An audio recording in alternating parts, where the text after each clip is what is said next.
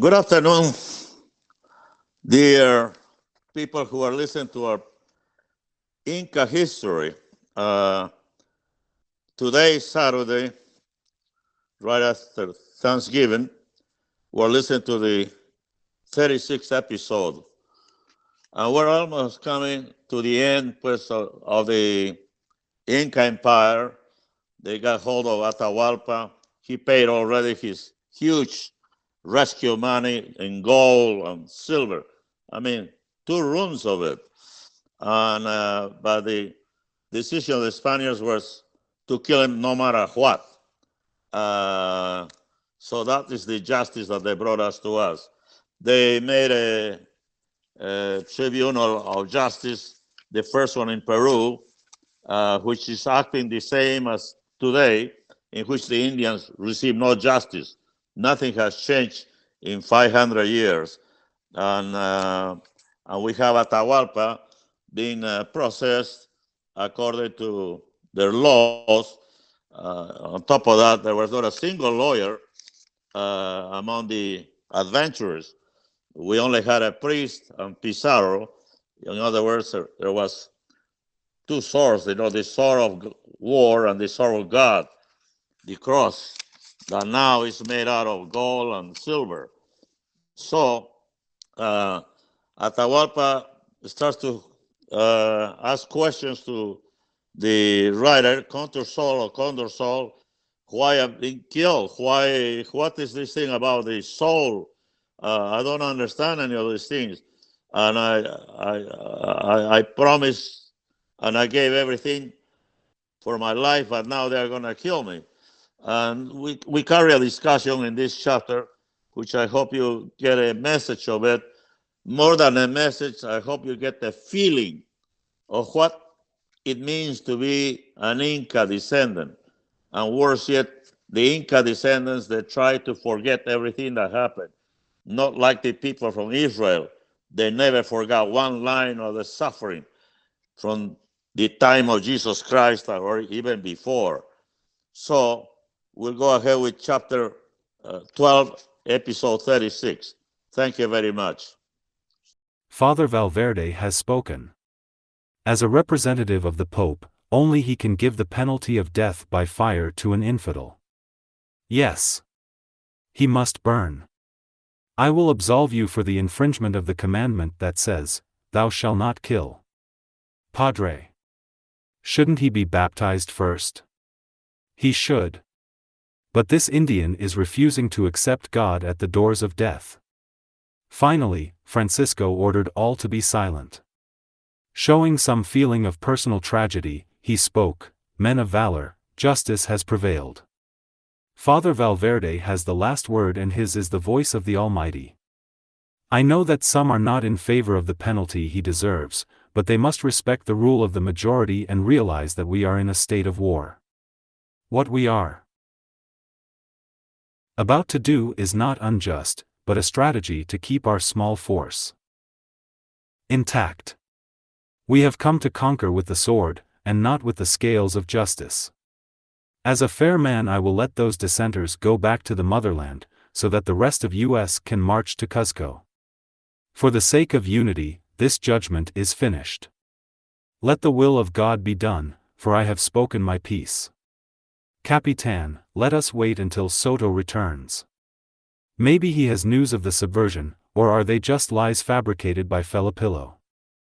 I hear you, but there is no way to find out what happened to him. For all I know Soto is dead, and Atahualpa's armies are on their way.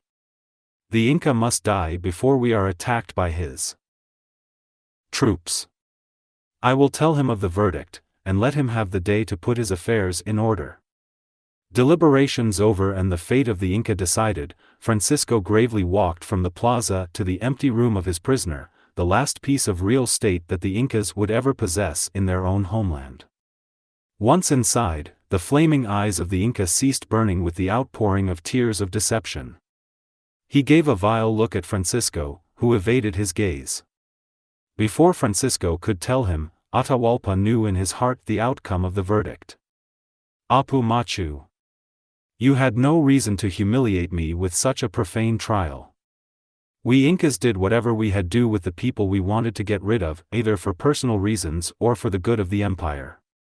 You could have spared me the outrage of having my own people betray me, and you had your best ally in Filipillo.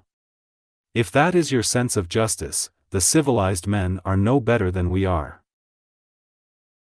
Atahualpa, you are guilty as charged. There is no use to prolong your agony. All you can do is baptize to save your soul.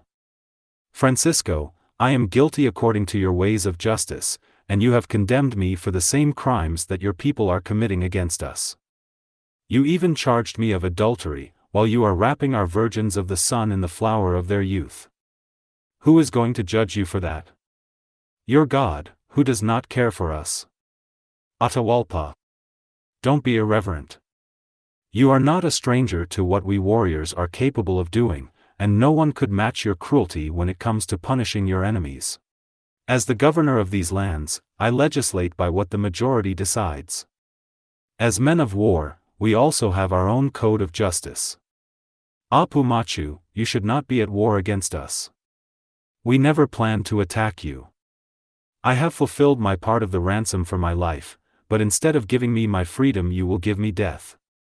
Atahualpa, you are not going to be executed for that reason alone, but for the ones that you have been tried and found guilty.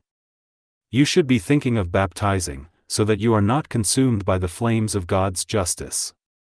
If you have a heart, don't exterminate me by fire. My body must remain intact, if I am to sit at the side of Inti. Atahualpa, the Church has long ago decided that all heretics must die at the stake and feel the wrath of God. We promise not to scorch you, if you accept to be baptized. Then your soul will be saved, and your carcass can go on existing as a mummy. Francisco left the room, perhaps relieved of any culpability. In this trip to the past, I feel responsible for not being at the side of the Inca in his moment of great need. Even if history describes him as an evil person, he is my ancestor. I must accept him as he was. Because we are what they were. Kuntersol, why were you not present at my judgment? Who knows, in the reverse of our times, I could have received some justice. Inca, we cannot reverse what happened. But by traveling on the roads of our history we can alleviate the agony in your souls, and abate the suffering of your descendants. For there is no more injustice than that of forgetting our ancestors. Have we been forgotten by our own people? Yes, Inca.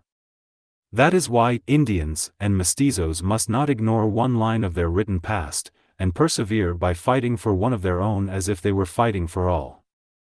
Then that is what our descendants should do to live with dignity. Tell me, what is this about the soul that the priest wants me to save before I die?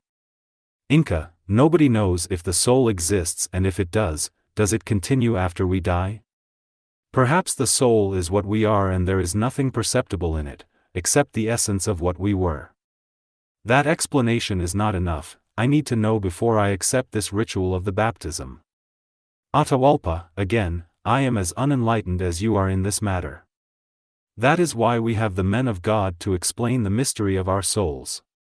Let me expand, at least as I understand it. The soul has no relation to time or to our physical being. I assume that it continues after our bodies are gone. Perhaps our souls have been free to roam through the ether of our existence from the beginning of times, and they represent the essence of mankind. As it is, only God knows the mysteries of His creation. But while we are alive, we must improve the state of our souls by living according to the principles of human righteousness, which comes closer to the sanctity of the Almighty. In other words, being civilized. However, civilization, as you knew it, was not just with you. As you can see, nothing is known about the soul. But I know that we have lost it, and we must regain it. As your final hours are fast approaching in this encounter, we want to hear from the dust of your bones your last words. Not now. I am still in my own flesh. I can only harbor hate for the infamy committed against my nation. Let me come to grips with myself. Maybe at the doors of death, I might have a change of heart. For now, I will bid farewell to Inti. In the emptiness of the moment, Atahualpa left to ponder about the great star that soon would abandon him. That last crepuscule is the grief that we Inca descendants will carry in our souls until the end of times. As the sun fell past the broken horizon of the mighty Andes, the Inca had seen for the last time the endless circling of Inti, rise again to set again, which reminded him of the cycle of life, be born to die. With that last sunset, the innocence of the Incas had ended. Inti would no longer be a god, and no one would ever again give credit to the sun that gleams on our days of gloom, and give us hope in our nights of solitude.